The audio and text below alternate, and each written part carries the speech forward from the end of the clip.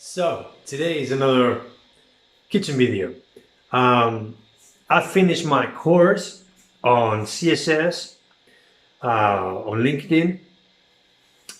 It's been a lot of information, but I've been following the whole course really, to the detail. I've been building all the things that we were building in the course on the site, and in the end, I've been able to recognize everything we've done.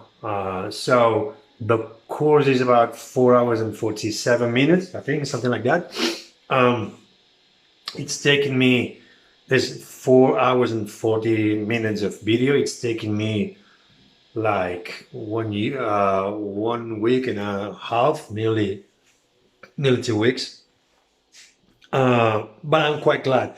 I wanted to finish the course and then start rebuilding or building a website with the CSS and HTML or from the LinkedIn courses to apply them and to be able to remember the things. But I've gotten so excited when I was finishing. The whole thing is a study program, or I don't know the name exactly, but to become a web developer. So you have HTML, CSS, and JavaScript. They are all in a row. Yeah, it's a learning path. I think that's the name of the whole thing.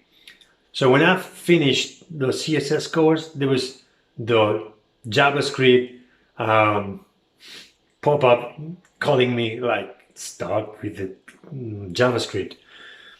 So I've started with JavaScript. I've not waited. I've not started to rebuild and to use again the HTML and CSS knowledge that I've gathered. I've decided to go through JavaScript, so then I will have my foundations of all the three legs of web developing. And on top of that, when I've started the JavaScript course, the guy is so compelling and it's just so basically so appealing that I've decided to go for it. So I'm gonna go through LinkedIn's JS and JavaScript essential course, and then I'll probably go back and start with the Odin project or something like that. Or maybe I'll apply what I've learned in my own website. I'll see. But for now, I've started JavaScript essential training on LinkedIn.